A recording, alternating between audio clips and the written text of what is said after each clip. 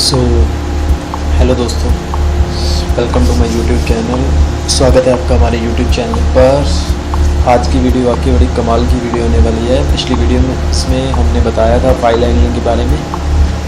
इस वीडियो में हम डिस्कस करेंगे कि फाइल में से डेटा को डिलीट कैसे किया जाता है। प्रीवियस वीडियो में हम देख चुके हैं कि डेटा को राइट कैसे किया जाता है, डेटा को रीड कैसे किया जाता है। आपको लाइन फंक्शंस के बारे में भी समझाया है पिछली वीडियोस में। आप देख सकते हैं पिछली वीडियोस को, कैसे आप एक अपना फंक्शन बनाकर उसको कॉल कर सकते हैं। अपने एक हेडर फाइल बना सकते हैं, उसमें कोई भी ऐसा फंक्शन बना सकते हैं ताकि आपको बार बार कोई कोड ना लिखना पड़े। आज की इस वीडियो में बहुत ही कमाल की ट्रिक है जो कि डेटा को डिलीट कैसे करते हैं फाइल में से, फाइल हैंडलिंग की मदद से। तो सबसे पहले हम आपको कोडिंग बता देते हैं कि कोडिंग क्या है। हमने 4 नंबर का जो केस है वो डेटा डिलीट के लिए बनाया हुआ है। ये केस 4 है, इसको हमने डेटा डिलीट के लिए बनाया हुआ है। तो सबसे पहले हमने क्या किया हुआ है, सिस्टम CLS फंक्शन को कॉल किया हुआ है कि ताकि स्क्रीन जो है हमारी क्लियर हो जाए। उसके बाद हमने कलर चूज़ किया है, GoToXY फंक्शन का यूज़ किया है, Cout से एक लाइन प्रिंट करवाई हुई है फॉर डिलीट द डेटा, और उसके बाद हमने एक लाइन को प्रिंट किया है। ये सब तो आप जानते ही हैं। मेन जो काम कर रहा है वो कैसे करता है, डेटा डिलीट कैसे होता है।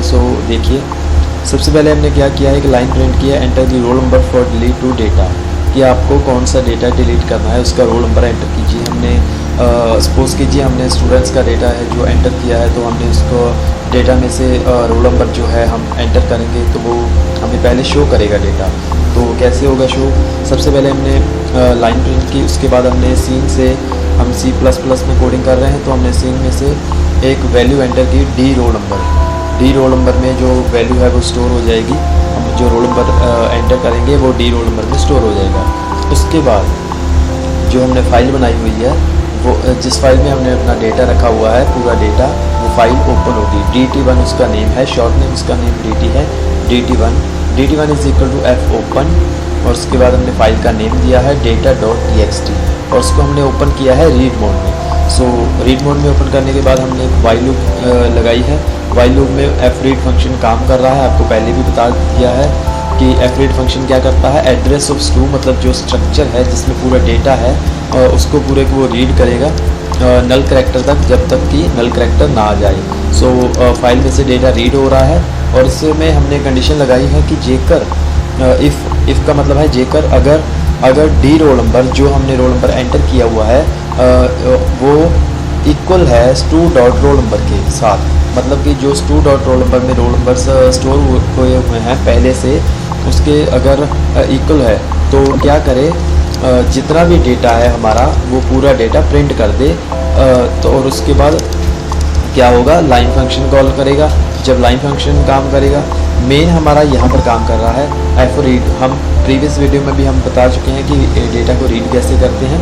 इस तरह हम लोग डेटा को रीड करके उसके बाद हमने ब्रेक कंडीशन को यूज़ किया है, और उसके बाद हम वाइल लूप में से बाहर आ चुके हैं। इसके बाद मेन काम इसके बाद होता है, इसमें क्या हो रहा है, रिवाइंड फंक्शन कॉल हो रहा है। रिवाइंड फंक्शन क्या कर रहा है, रिवाइंड फंक्शन DT1 इसमें हमने जो हमारी फाइल है जिसमें हमारा डेटा है उसको हमने रिवाइंड कर दिया।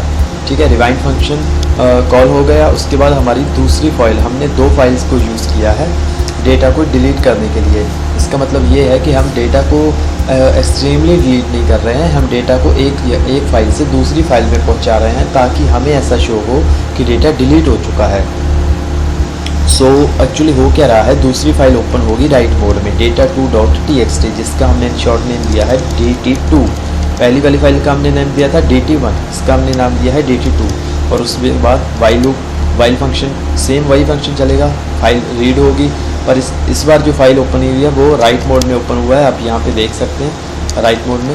और उसके बाद हमने कंडीशन लगाई है कि अगर जो रोल नंबर हमने एंटर किया है वो रोल नंबर फाइल में पड़े हुए रोल नंबर के साथ मैच नहीं कर रहा है, अगर वो मैच नहीं कर रहा है तो पूरा डेटा जो है वो DT2 में स्टोर हो जाए, मतलब कि दूसरी फाइल में डेटा चला जाए। और अगर वो फाइल जो हमने रोल नंबर एंटर किया है, अगर वो डेटा सेम होगा तो वो वहीं पर रह जाएगा, मतलब कि DT1 में रह जाएगा, और बाकी डेटा DT2 में राइट हो जाएगा। यहाँ पर हमने fwrite फंक्शन से dt2 फाइल में डेटा राइट कर दिया है। ओके, और उसके बाद ये नॉर्मल कंडीशन है कि अगर f not is equal to 1, यहाँ पर हमने कंडीशन लगाई थी ना कि अगर डेटा रीड होकर मतलब कि डेटा इक्वल मिल जाता है तो डेटा राइट हो जाए, मतलब कि हमें प्रिंट करा दे, रीड करा दे, तो f में 1 चला जाएगा। और अगर f में 1 नहीं जाएगा, f not is equal to 1, तो this roll number is not valid print हो जाएगा। और उसके बाद हमने क्या किया है, क्लोज़ किया है दोनों फाइल्स को, f close dt1, f close dt2। और उसके बाद हमने मेन दो लाइन्स लिखी हैं जिसमें हमने लिखा है कि रिमूव डेटा डॉट txt।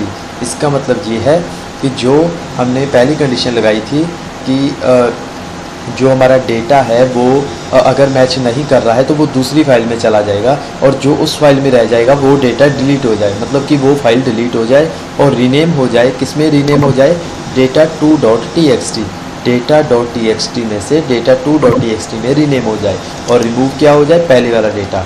ठीक है, तो अब हम आपको चला के दिखाते हैं कि ये कैसे काम कर रहा है। प्रोग्राम को हम रन करते हैं, प्रोग्राम को रन करके हम आपको बताते हैं कि काम कैसे कर रहा है। सबसे पहले हम आपको डेटा दिखा देते हैं कि डेटा है कौन कौन सा फाइल में। तो यहाँ पर सेम वही 4 ऑप्शन आ चुके हैं। हम आपको 2 नंबर प्रेस करके डेटा दिखा रहे हैं कि डेटा कौन कौन सा है फाइल में। इसमें 2 डेटा है जिसमें स्टूडेंट का नेम हमने मतलब जनरली सपोज आपके समझाने की खातिर इसे में हमने नॉर्मली दिया हुआ है, जैसे कि हमने पहला दिया हुआ है ओप्पो, उसका रोल नंबर दिया है हमने 21 और आगे की आगे हमने उसकी इन्फॉर्मेशन दी हुई है। 2 डेटा हमने दी हुई है। सपोज़ कीजिए हमने जो दूसरे नंबर पर डेटा है उसको हमने डिलीट करना है, तो हम क्या करेंगे, उसका रोल नंबर एंटर करेंगे। सबसे पहले हमें बाहर आना होगा। हम बाहर आ गए हैं प्रोग्राम से और दोबारा हमने उसका रोल नंबर था 33, तो हम क्या करेंगे, सबसे पहले उसका रोल नंबर एंटर करेंगे डेटा को डिलीट करने के लिए।